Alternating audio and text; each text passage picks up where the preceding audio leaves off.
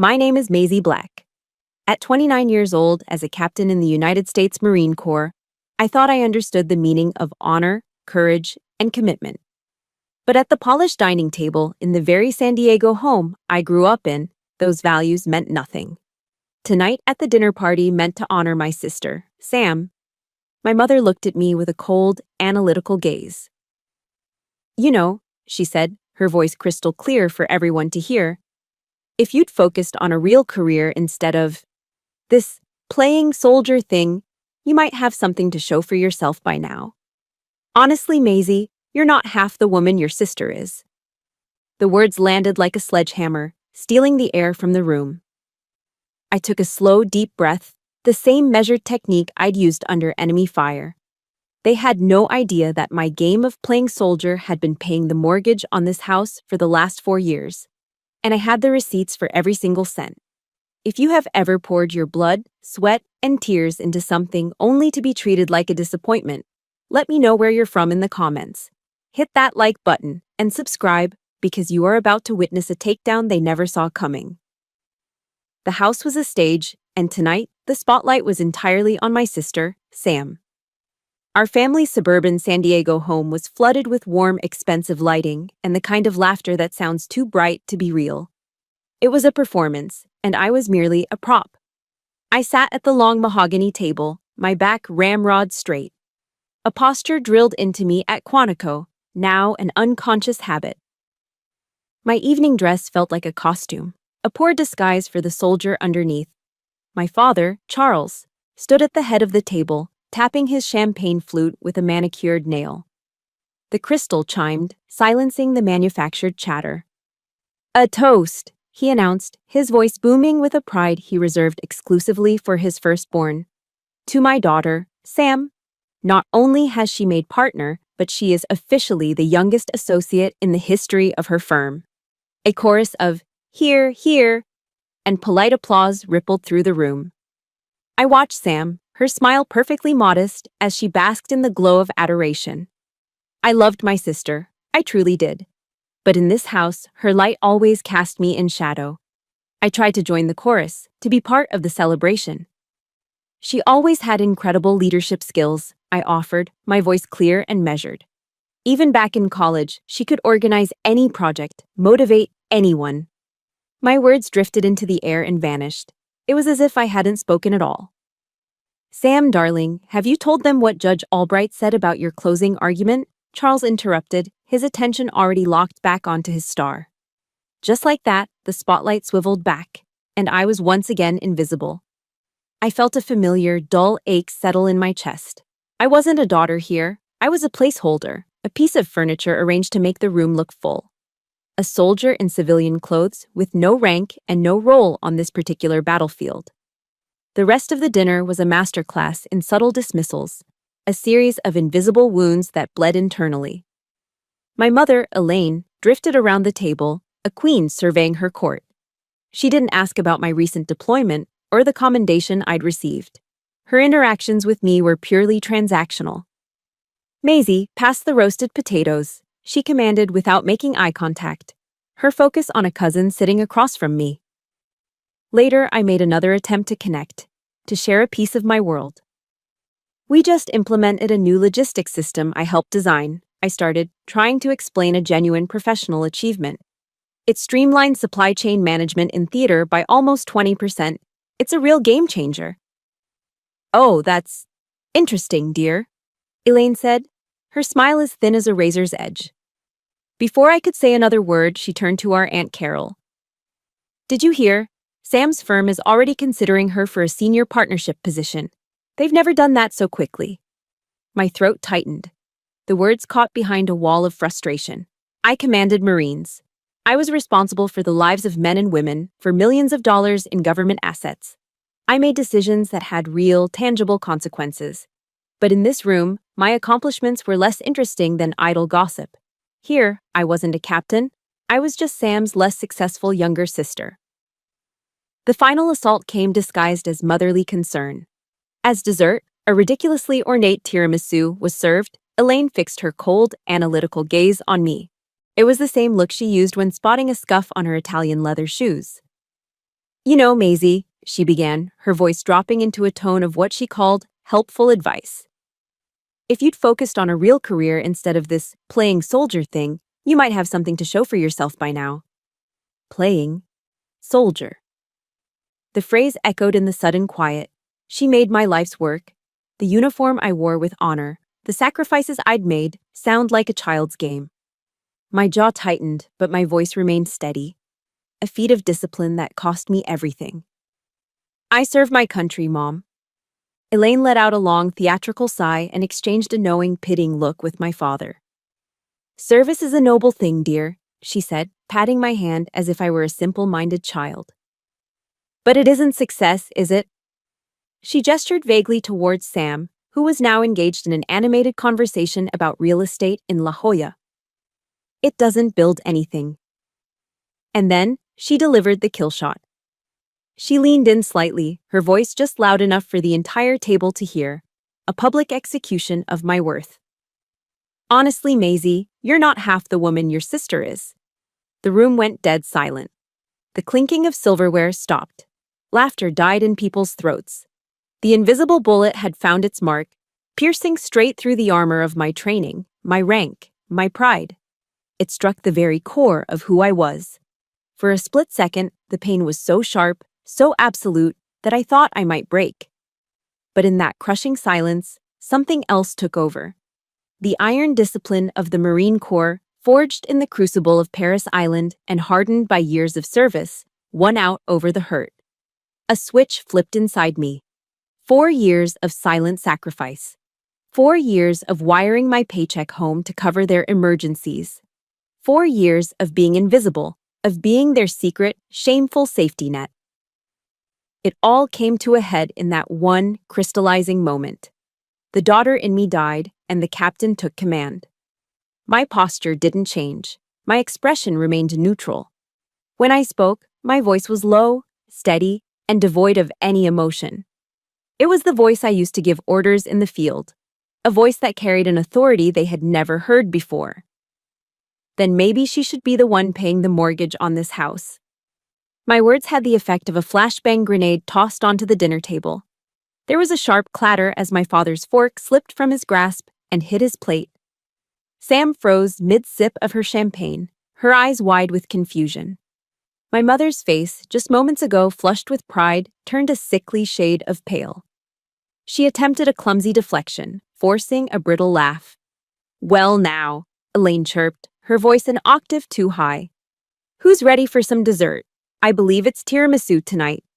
She started to rise, a desperate maneuver to change the subject, to pretend the grenade was never thrown. But I was trained to hold my ground. I didn't move. I didn't even blink. No, I said.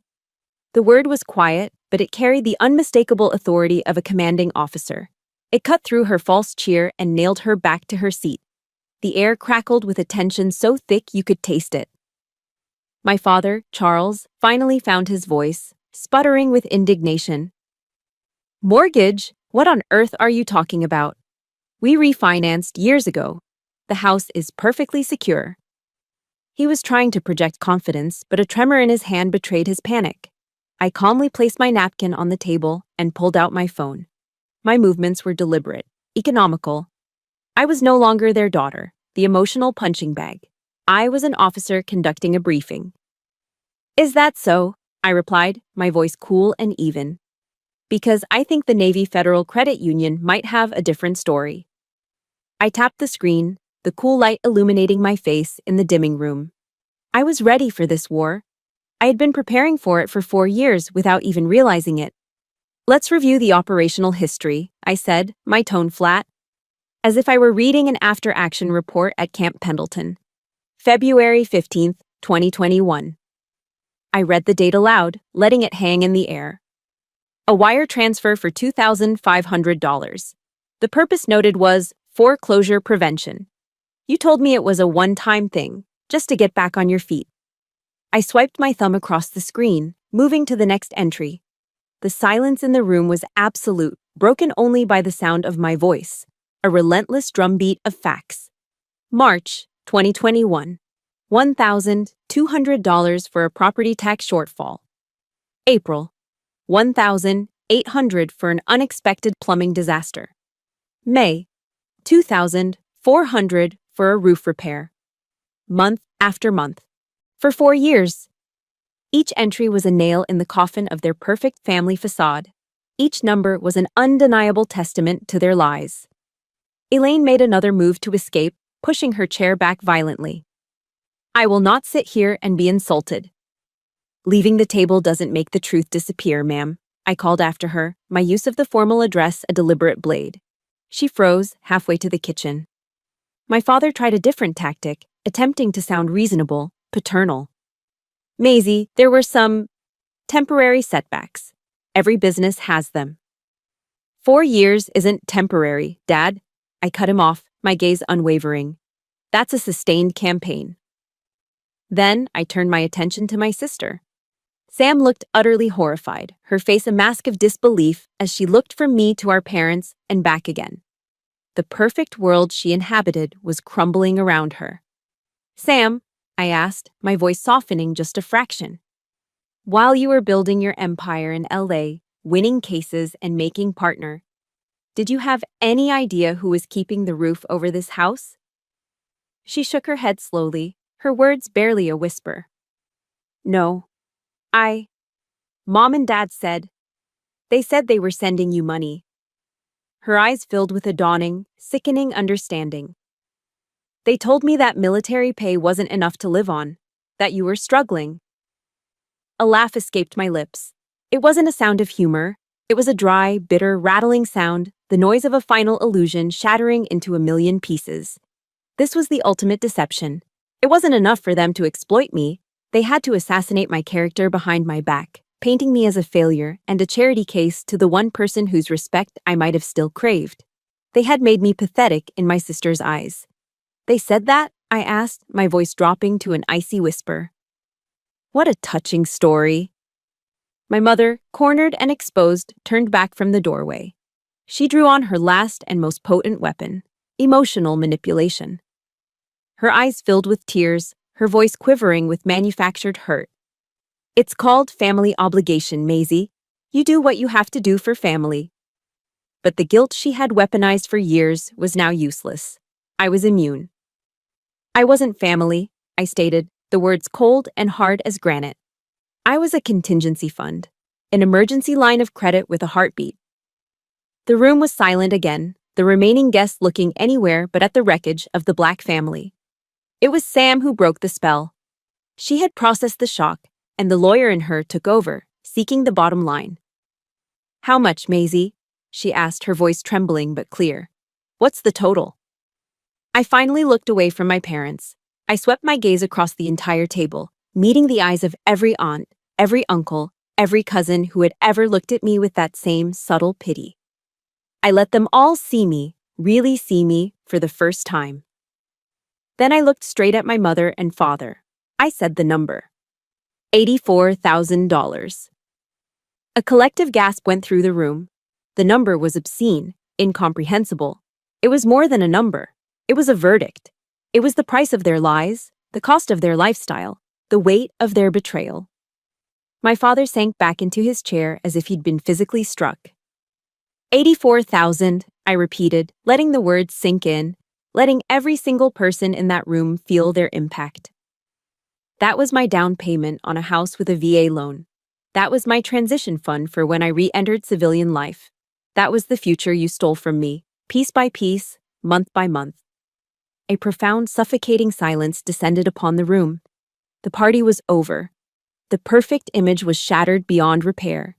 The truth was out, ugly and undeniable. And for the first time in a very, very long time, I felt free. $84,000. The number didn't just appear overnight.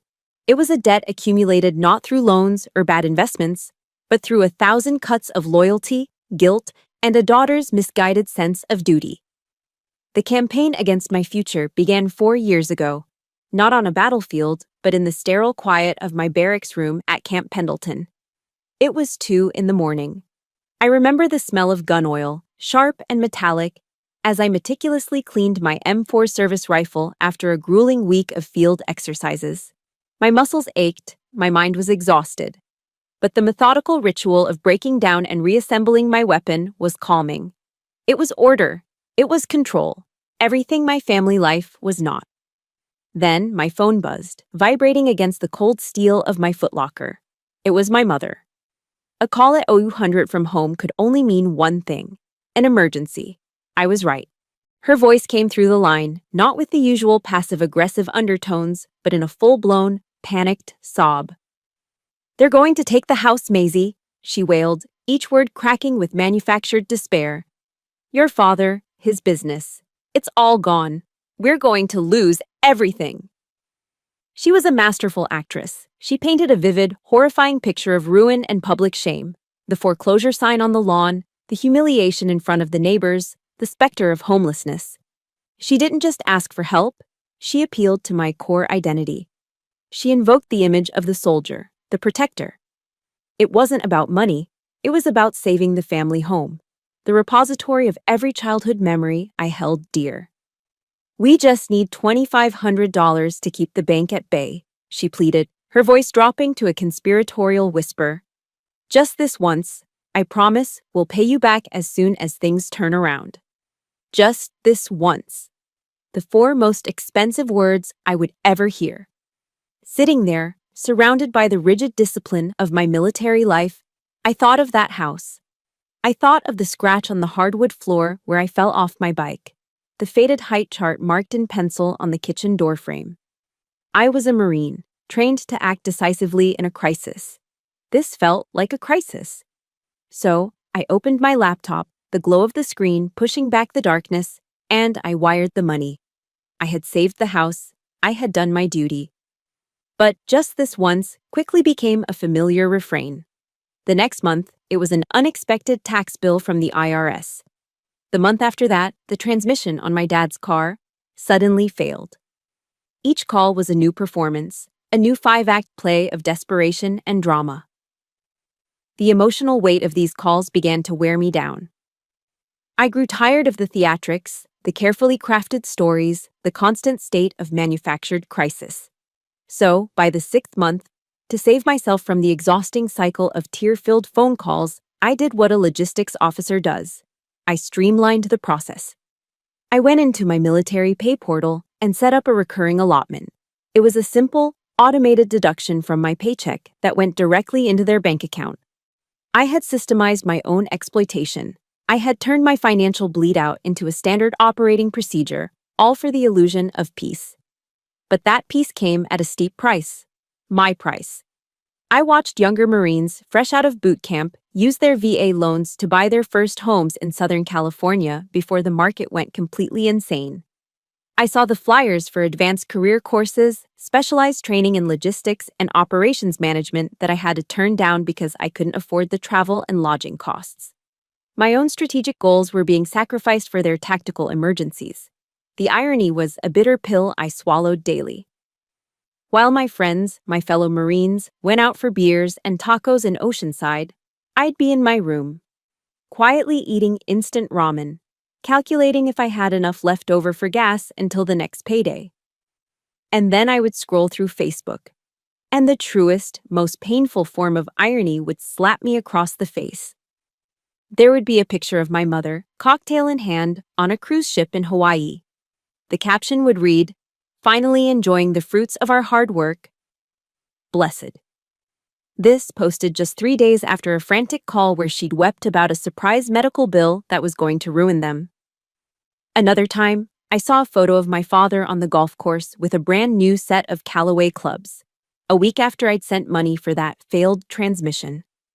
The disconnect was so profound, so insulting, that I started a private Excel spreadsheet on my laptop. It was my secret ledger of pain. Column A was labeled, "Funds transferred to family." Column B, "Strategic objectives canceled." The list in column B grew longer and longer. Postpone master's degree. Cancel trip home for Christmas. Delay car purchase. That spreadsheet was a meticulous record of a slow-motion robbery. The breaking point, the moment of clarity, didn't come from me. It came from Gunnery Sergeant Jessica Reyes. Gunny Reyes was a force of nature. a woman carved from granite with 15 years of service under her belt. She had eyes that could see through steel, and she started noticing that her captain was getting thinner, quieter, and perpetually stressed. One Friday evening, at a small divey bar just outside the base, she cornered me. Over the noise of the jukebox and the clinking of pool balls, she looked me dead in the eye. "Spill it, Captain," she said, not as a request, but as an order. For the first time, I did. The whole, sordid, 4-year story came pouring out of me. She listened without interruption, her expression unreadable. When I finished, she took a long sip of her beer, set the bottle down with a decisive thud, and leaned forward. "Captain," she said, her voice completely devoid of judgment. "With all due respect, you cannot lie on a grenade to keep other people warm. This isn't a crisis, this is a business model. And you're the sole investor." That night, back in her office, she made me log into my bank account. We went through the records, line by line, adding it all up. My hands started to shake as the number on the calculator grew. When the final sum appeared on the screen, a wave of nausea washed over me. $84,000. It wasn't just a number. It wasn't just money.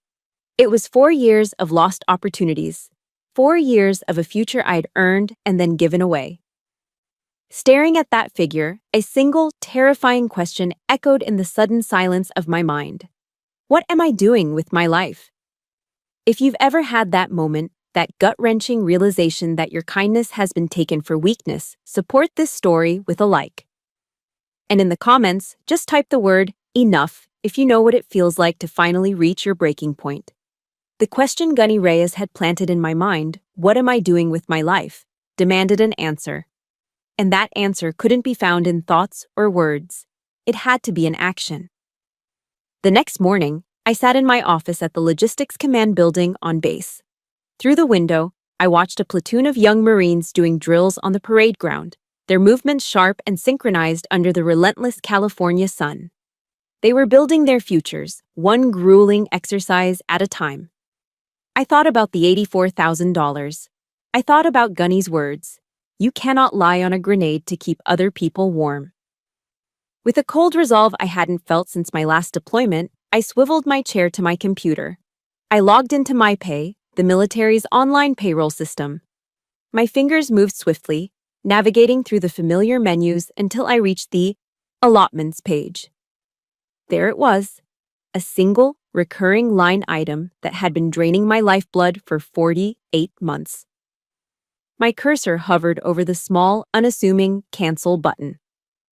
For a heartbeat, it felt like I was standing on the edge of a cliff. This wasn't just a click. It was a declaration of war. It was the severing of a toxic lifeline. I took a deep, steadying breath and pressed the button. A confirmation box popped up. "Are you sure you want to cancel this allotment?" I clicked. Yes. A wave of relief, so profound and immediate it almost made me dizzy, washed over me. It was as if a 50-pound pack I hadn't realized I was carrying had just been lifted from my shoulders. For the first time in 4 years, my next paycheck would be entirely mine. I had retaken my primary objective, my own life. The fallout was swift and predictable. Like a blitzkrieg attack, the counteroffensive began exactly 2 days later, on the 15th of the month, when the automatic transfer failed to appear in their account. My phone, which had been blissfully silent, began to explode. First came a voicemail from my father. His voice, usually so smooth and confident, was laced with barely controlled fury. "Maisie, what the hell do you think you're doing? Do you have any idea what this irresponsible little stunt of yours is going to cause? You are abandoning your family." I didn't listen to the rest. I deleted the message, then I blocked his number. Next came the barrage from my mother. It was a masterclass in emotional warfare, a rapid escalation through a series of text messages. The first was deceptively sweet. "Hi, honey, just checking in. Is everything okay? We didn't get the transfer. Love you."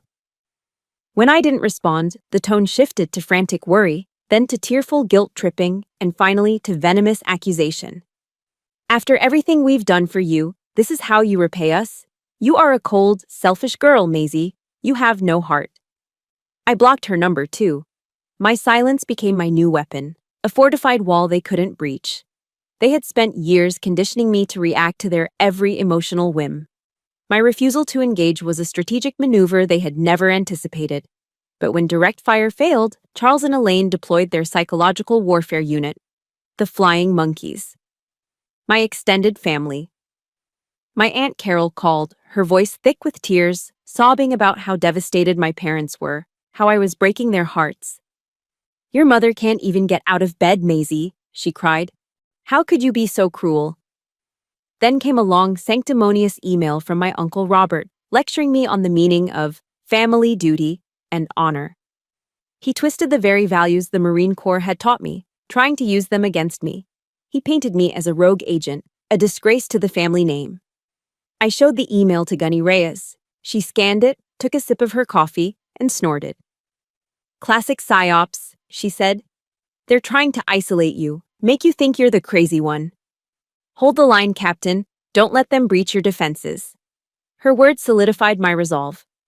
I drafted a single, polite, and impenetrable response.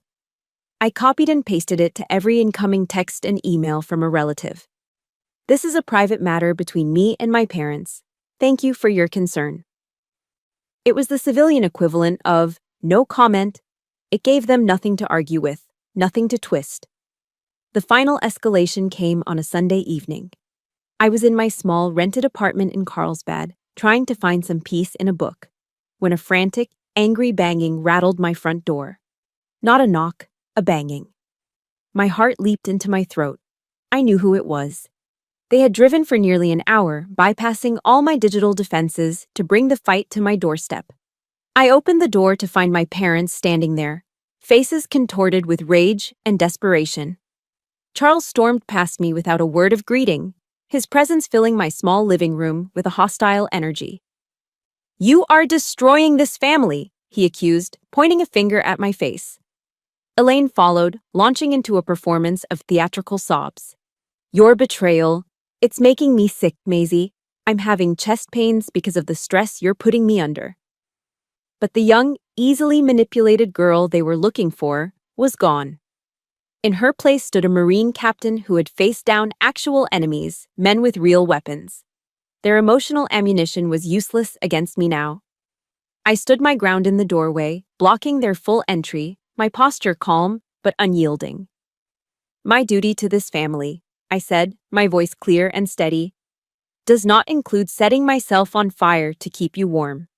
It does not require my own financial destruction." I looked them both in the eye, seeing them not as parents, but as what they had become. "I am not abandoning the family," I said, the words coming from a place of deep, newfound strength. "I am simply refusing to abandon myself any longer." I stepped back and opened the door wider, a clear, unmistakable gesture of dismissal. "You need to leave now." They stared at me, stunned into silence by this new, unbreakable version of their daughter. After a moment of sputtering, defeated rage, they turned and left.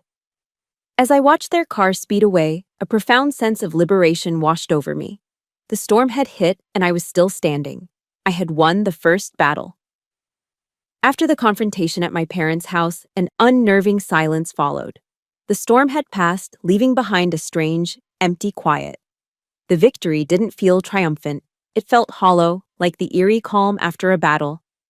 I had won, but the cost was the final, fragile illusion of the family I thought I had. I had severed the financial tie, but the emotional amputation left a phantom limb that ached in the dead of night. The next 6 months were about rebuilding, not just my bank account, but my sense of self. Life slowly found a new, quieter rhythm. The first sign of this new chapter came during a formal promotion ceremony on base.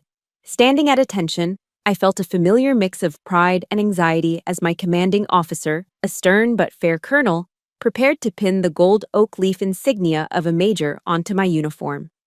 He read the official citation, his voice echoing across the parade ground, listing my accomplishments in logistics, my leadership during deployments, my dedication to the Corps. It was a formal, impersonal speech, but the words felt solid, real. After pinning the rank on my shoulders, he shook my hand firmly. Leaning in slightly, He lowered his voice so only I could hear. "We're proud of you, Major," he said, his eyes meeting mine with genuine respect, both in and out of uniform. That simple, quiet acknowledgement, spoken from a man whose respect was earned, not given, landed with more weight than any hollow praise I'd ever heard in my parents' home. It was a validation based on merit, not manipulation. That day, I walked off the parade ground feeling taller. I started rebuilding my savings, meeting with a financial advisor on base who specialized in military transitions. And for the first time, I felt like I was actually charting my own course, not just plugging holes in a sinking ship. My true support network, my chosen family, solidified around me. Gunny Reyes and the Marines in my immediate unit, who had pieced together the story through barracks gossip and their own sharp observations, closed ranks. They didn't offer pity, they offered solidarity. One Saturday, they ambushed me with a surprise promotion party.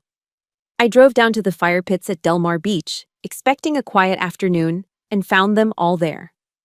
They had strung up a huge, hand-painted banner between two palm trees. In messy block letters, it read, "Congrats, Major Black, our family." The smell of barbecue, hot dogs and burgers sizzling on the grill, mingled with the salty air. Kids were running around, music was playing from a portable speaker, and the vibe was nothing like the tense, performative atmosphere of my parents' parties. This was real. This was easy. Gunny Reyes threw a heavy arm over my shoulder, handing me a cold beer. "In the Corps," she said, her voice gruff but warm, her gaze fixed on the waves crashing on the shore. "We never let one of our own fight alone, not overseas, and damn sure not at home." Standing there, surrounded by the sound of the Pacific Ocean and the easy laughter of my comrades, I felt a sense of belonging that had eluded me my entire life. These people, bound to me not by blood but by shared service and mutual respect, were my family. This was a family built on honor. The final piece of the healing process came from the most unexpected place. One evening, my phone rang with an unfamiliar Los Angeles area code. I almost let it go to voicemail, but something made me answer. "Maisie?" The voice on the other end was hesitant, fragile. It was Sam. There was a long, awkward silence. "Hi, Sam," I finally said, my voice neutral.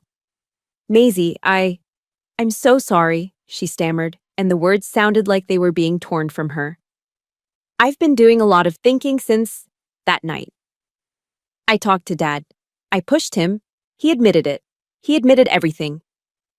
She told me how, after I'd left the disastrous dinner party, she had confronted them.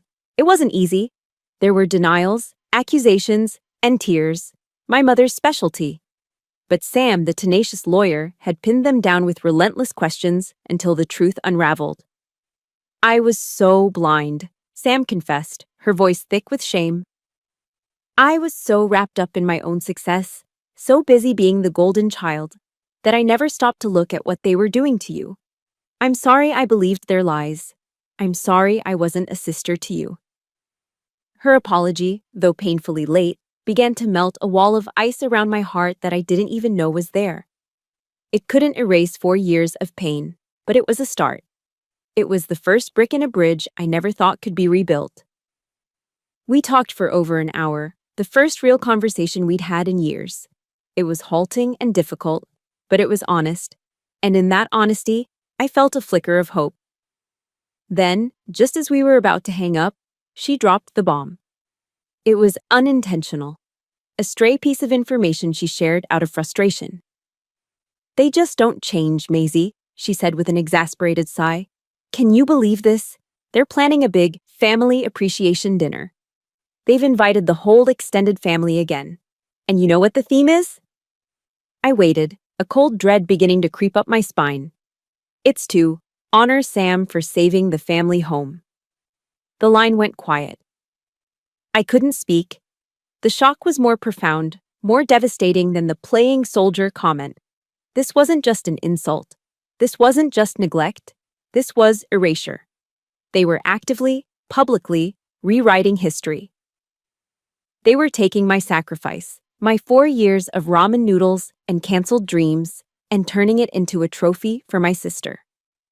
They were making me a ghost in my own story, crowning her for a victory she had never fought. A cold, controlled rage, the kind I had only ever felt in combat, ignited in my chest. This was no longer about money. This was about honor. This was about the truth. The battle wasn't over. It had just entered a new, more dangerous phase. A few days after my call with Sam, the hope we had tentatively built was utterly annihilated. I was reviewing personnel files in my office when my phone buzzed with a text from an old Marine buddy. He had recently transferred to Miramar and was living in the San Diego area. "Hey, isn't this your parents' place?" the text read. "Your sister must be awesome." Attached was a photo.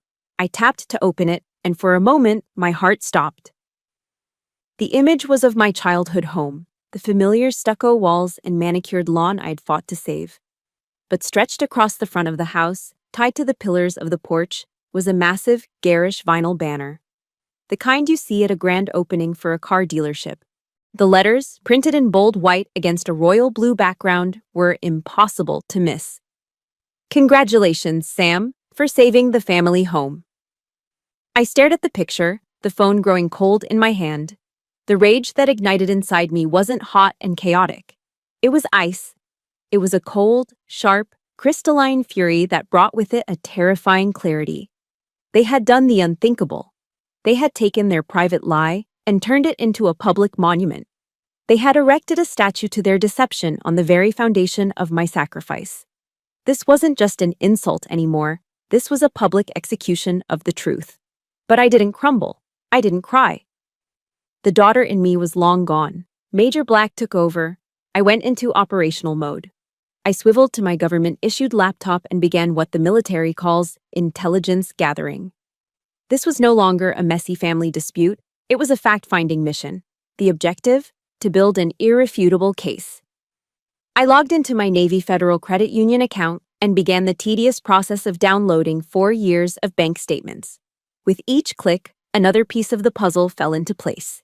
The printer in my office whirred to life, spitting out page after page of my financial history, a paper trail of their deception. Next, I scrolled through years of text messages. I took screenshots of every desperate plea from my mother, every hollow promise of repayment, every guilt-laced manipulation. The water heater exploded. "We need $800 by tomorrow." Followed a week later by a photo she'd sent me of her new designer handbag. I saved every email, every digital breadcrumb. I didn't just collect the data, I organized it.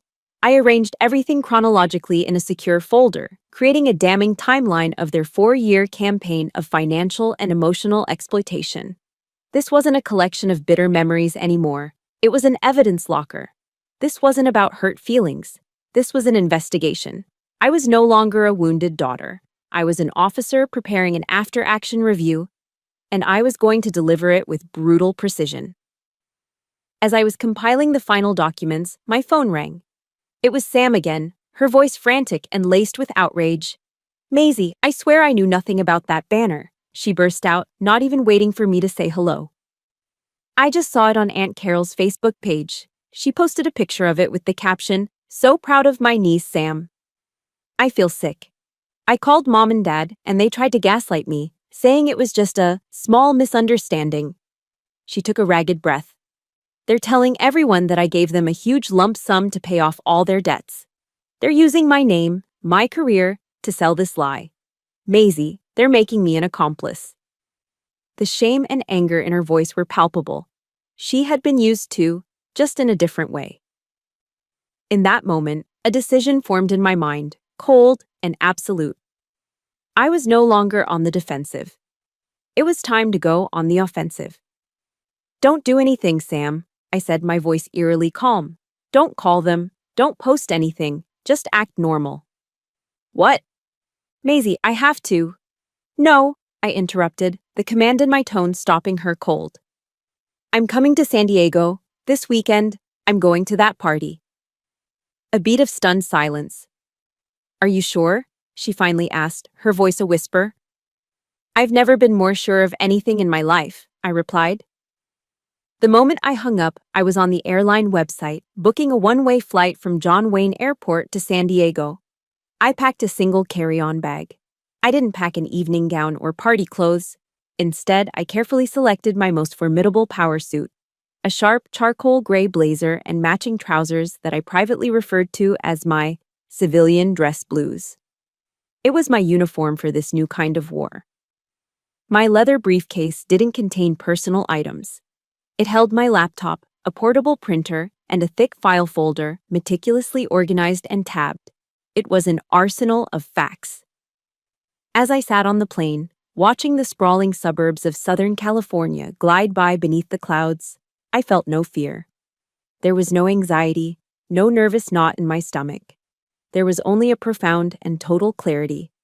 This was my mission. I wasn't flying home as a victim seeking pity or an apology. I wasn't the broken daughter looking for a moment of reconciliation. I was returning as Major Maisie Black of the United States Marine Corps. And I was on my way to enforce a non-negotiable code of conduct and restore order based on the one value that had been trampled and discarded: the truth. If you've ever had to gather your own evidence just to prove you weren't crazy, hit that like button. And tell me in the comments, just one word, what weapon you would bring to a fight for your own truth: facts or feelings. Landing in San Diego felt different this time. I wasn't coming home. I was deploying to a forward operating base. I bypassed the familiar route to my parents' neighborhood and instead checked into a nondescript business hotel in the heart of downtown. My room, with its neutral colors and anonymous efficiency, immediately became my command center. There was no time to waste. I didn't unpack my clothes. I unpacked my mission. I connected my laptop to the room's large flat-screen TV via an HDMI cable, turning it into a massive monitor for reviewing my intelligence. The evidence I'd gathered, bank statements, screenshots, emails, was no longer a chaotic collection of painful memories. It was raw data, and my job was to refine it into an undeniable narrative, a prosecutorial argument. I knew I couldn't walk into that party and just start yelling.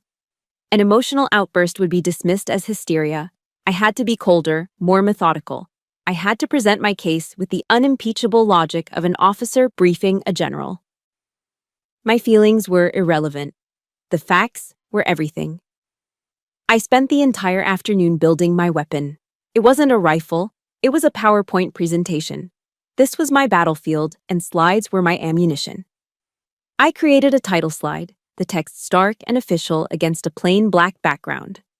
Operation Family Support. A 48-month financial after-action review, presented by Major Maisie Black. Each slide was constructed with the precision of an intelligence analyst. I didn't just list numbers, I visualized them. One slide featured a bar graph, starkly illustrating the escalating payment amounts over time, showing how a one-time request had metastasized into a chronic dependency. Another slide was a communications log, featuring a timeline of my mother's increasingly frantic text messages, their emotional content starkly at odds with their financial demands. Before finalizing the presentation, I made a call. Not to a friend, but to a contact at the base's legal services office, the JAG Corps. I didn't need to sue. I needed to be precise. I spent 20 minutes on the phone with a sharp young Navy lawyer, clarifying the language I should use.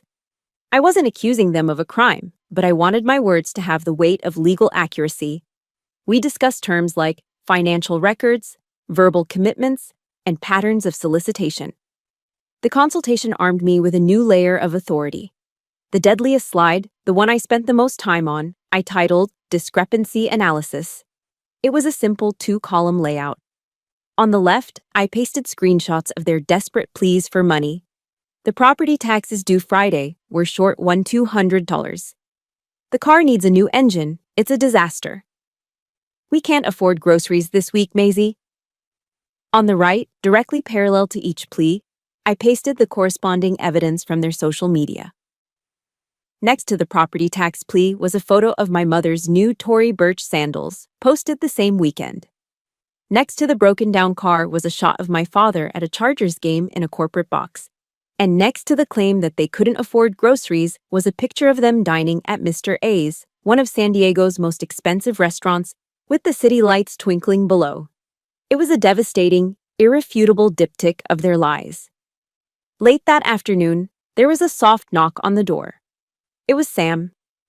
It was the first time we had seen each other in person in months, and the air was thick with unspoken history. There was no awkward hug. Her lawyer's eyes immediately went to the TV screen, where my discrepancy analysis slide was displayed. She took a sharp breath, her face hardening. "My God," she whispered, shaking her head. "They won't know what hit them." She became my strategic counsel. For the next hour, we were no longer sisters caught in a family drama. We were a legal team preparing for a hearing. She paced the hotel room, firing off suggestions with the rapid precision of a litigator. "Don't call them Mom and Dad during the presentation," she advised, her tone sharp. "Refer to them by their names, Charles and Elaine. It creates a professional and emotional distance. It signals that you are no longer operating as their child." She pulled out her phone and went through the guest list for the party, confirming who would be there. She helped me identify potential allies, like our Aunt Judith, my father's older sister, a stern, no-nonsense woman who valued integrity above all else. We also flagged the inevitable loyalists who would defend my parents no matter what. We were mapping the terrain, assessing the loyalties. We were a united front, an alliance forged in the crucible of truth. That evening, after Sam left, I didn't go out. The city buzzed with life below my window. But my world had narrowed to this room, this mission. I ordered room service, a simple club sandwich, and a bottle of water. I performed my pre-battle rituals. I took out my black leather pumps and polished them until they shone, using the same circular motions I used on my military-issue combat boots. I meticulously pressed my charcoal gray suit, ensuring every crease was sharp, every line perfect. Each action was a meditation, a way of focusing my mind and steadying my nerves.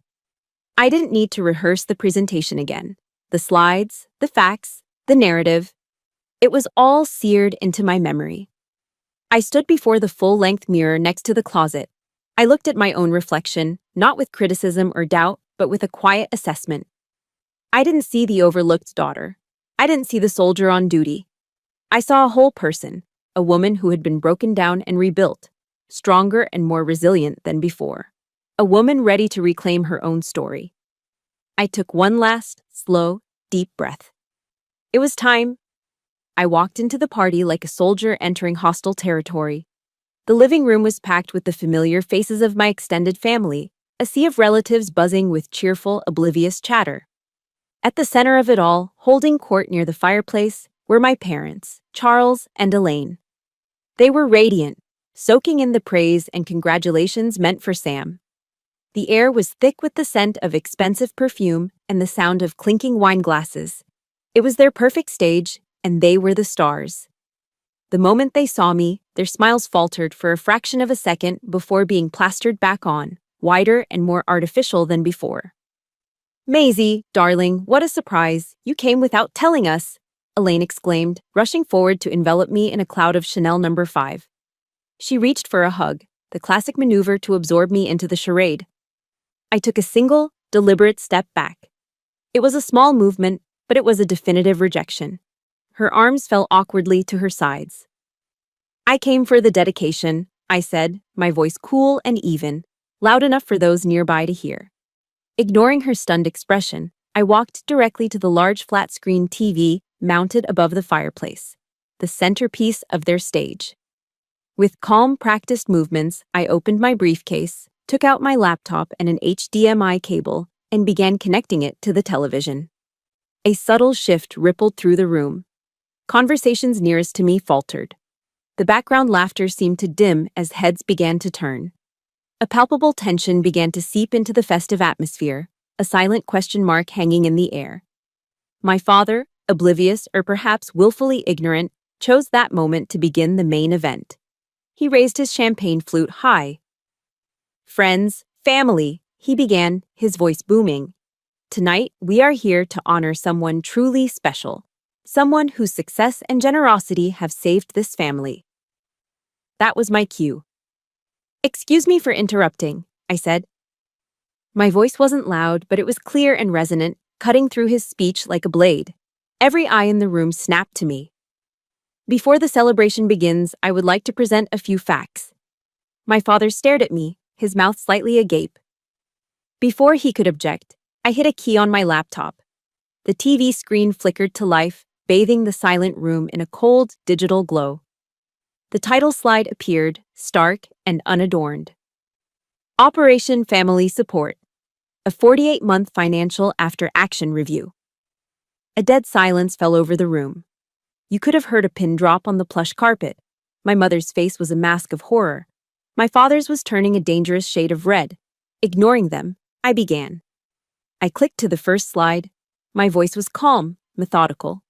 The voice of an officer delivering a briefing. This operation commenced on February 15, 2021, and concluded 48 months later. I presented the data without emotion, without accusation. The bar graph showing the payments, the communications log with my mother's texts, the devastating side-by-side comparison of their pleas for help versus their luxurious social media posts. I didn't raise my voice. I didn't get angry.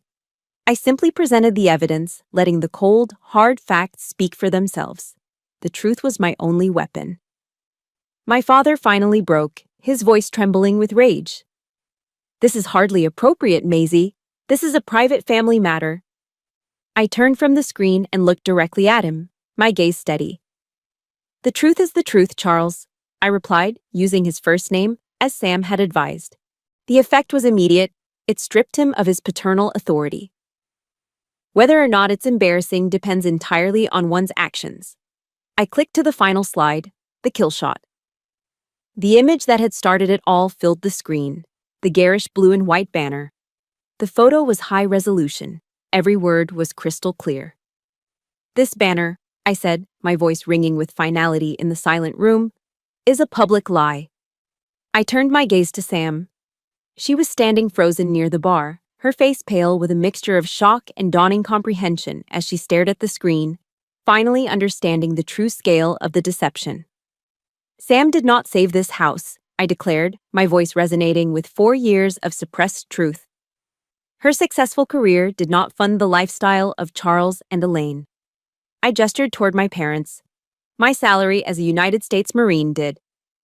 "You shut your mouth!" my mother shrieked, her carefully constructed composure finally shattering.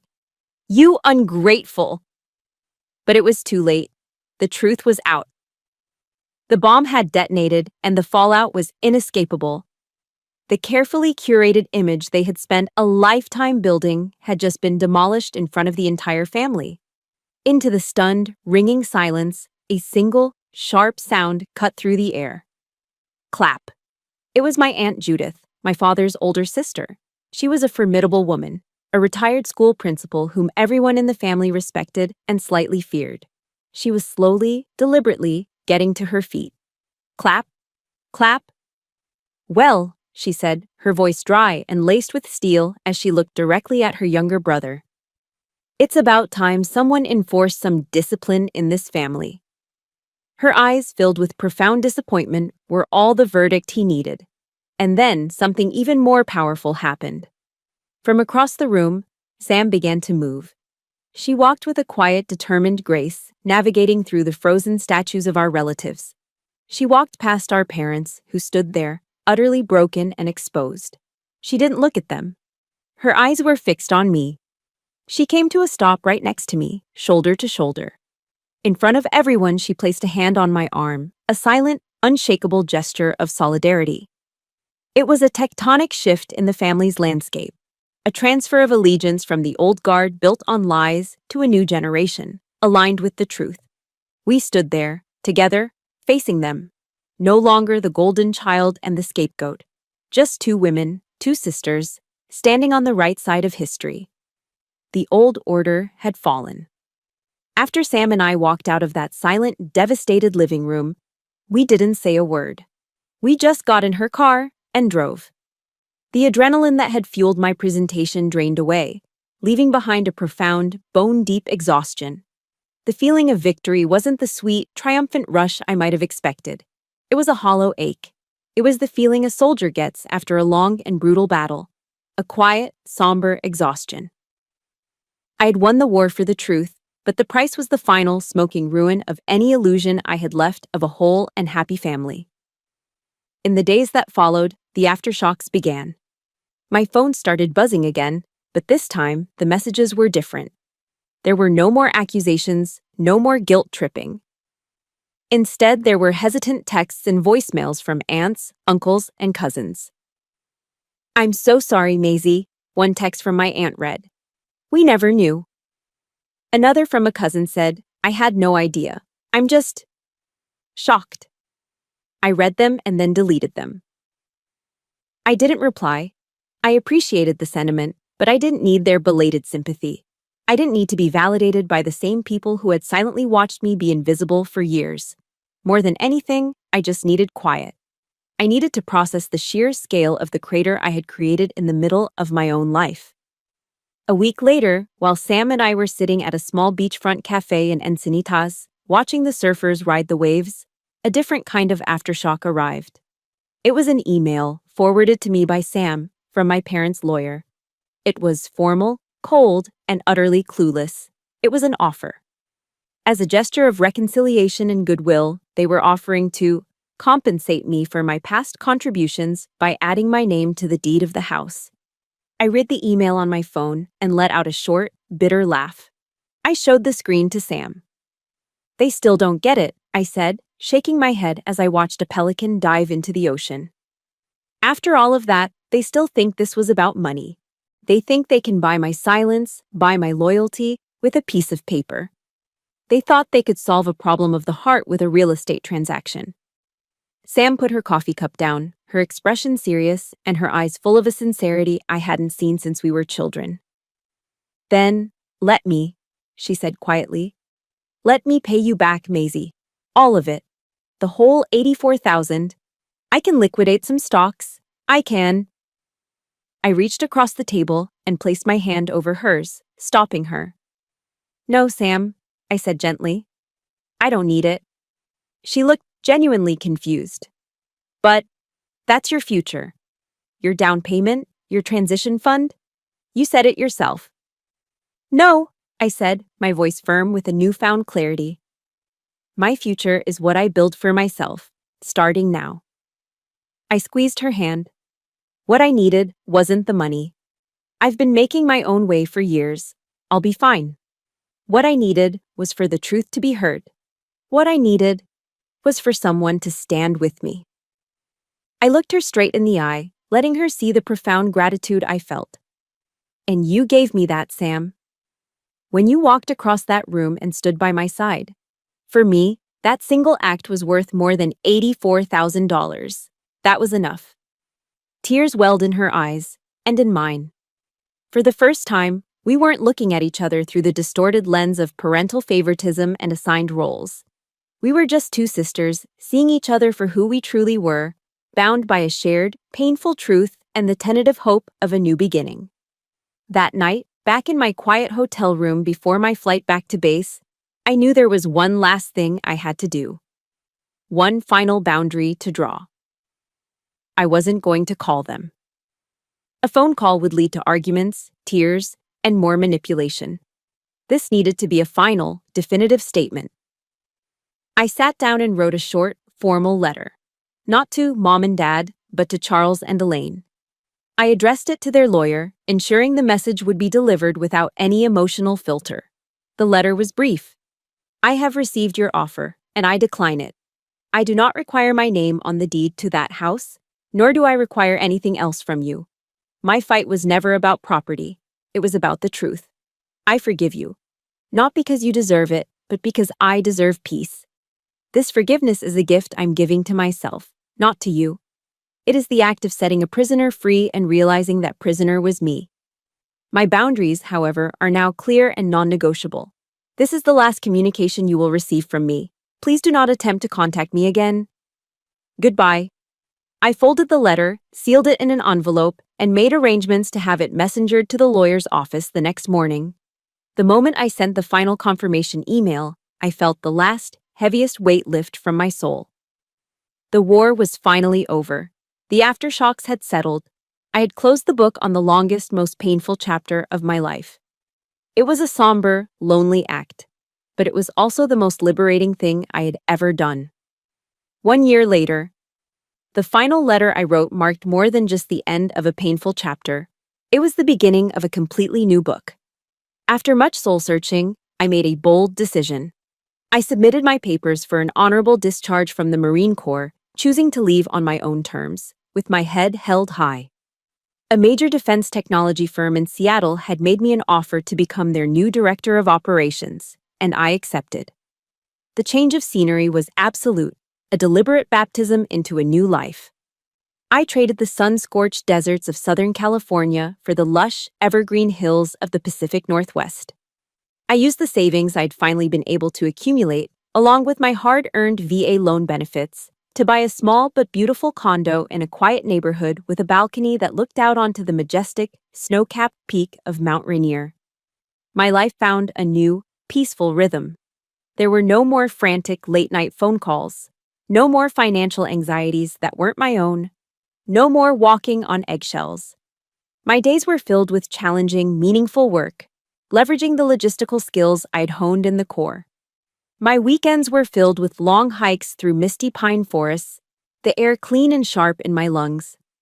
My evenings were spent in quiet solitude, reading by the fireplace with a cup of tea, the silence no longer feeling empty, but full of peace. But I knew this new life couldn't just be about my own comfort. The pain I had endured wasn't meaningless. It had forged me into someone stronger, someone wiser. It had taught me a lesson I felt compelled to share. Every Saturday morning, I drive south to a Veterans Resource Center in Tacoma. There, in a small, unassuming conference room, I volunteer to lead a workshop I created myself. I call it Operation Financial Independence. My audience is young soldiers, sailors, airmen, and Marines, many of whom are just like I was, full of honor, duty, and a loyalty that can easily be exploited. I teach them the basics: how to budget on military pay, how to understand the benefits of their VA loan, how to plan for their future. But the most important part of the workshop is the last module. It's the one I call Guarding Your Six, military slang for watching your back. In that module, I teach them how to recognize the warning signs of financial exploitation, especially when it comes from the people they trust the most, their own families. I give them the language to set firm, healthy boundaries. I share my own story, not with bitterness or anger, but with the calm strength of a survivor. I tell them that their duty to their family does not require them to sacrifice their own future. I tell them that a request for help and a demand for a blank check are two very different things. And I watch as a quiet understanding dawns in their eyes, the same understanding that took me years of pain to acquire. My deepest wound had become my greatest strength. My personal battle had become my public mission. My relationship with Sam, once a source of quiet resentment, has blossomed into the truest friendship of my life. She flies up from LA to visit almost every month. We hike the trails around Mount Rainier. We cook together in my small kitchen. We talk about everything and nothing. We have rebuilt our sisterhood on a new foundation, one of absolute honesty and mutual respect. She has become my closest friend, the ally I had always wished for. We don't talk much about our parents. We don't need to. Their chapter is closed. Our future is ours to write, together. The story ends here, on a quiet Tuesday morning. I'm standing on my balcony, a warm mug of coffee in my hands. The air is crisp and clean, carrying the scent of pine and damp earth. I'm watching the first rays of dawn creep over the horizon, painting the snow-covered peak of Mount Rainier in shades of soft pink and brilliant gold. It's a new day, a self-made dawn. I step back inside, open a fresh journal, and on the first clean white page, I write the opening line to the next chapter of my life. Year 1 of a free life. I had fought many battles in my career as a Marine, but I had finally won the most important one, the battle for my own life, my own honor, and my own future. I was no longer a soldier following orders. I was the commanding officer of my own destiny. Finally, in the quiet peace of this new morning, I was truly home. Thank you for listening to my story. Watching this self-made dawn, I'm reminded that my battle, while personal, is not unique. This journey taught me that our true worth isn't determined by the family we're born into, but by the honor with which we build our own lives and the peace we fight to secure for ourselves. If my story resonated with you, I invite you to claim your own new beginning in the comments by simply writing, My Dawn. For more stories about reclaiming your power, please subscribe to the channel and share this with someone who needs to hear they're not alone.